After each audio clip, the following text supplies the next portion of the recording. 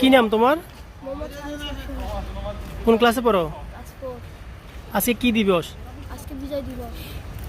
আমাদের স্বাধীনতা দিবস কোন মাসে? আমাদের স্বাধীনতা দিবস 26শে মার্চ।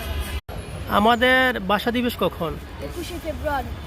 সো এটা অলসো আমাদের আন্তর্জাতিক মাতৃভাষা দিবস হিসেবে স্বীকৃতিপ্রাপ্ত, ঠিক আছে? সো স্বাধীনতা সম্পর্কে তুমি কি জানো?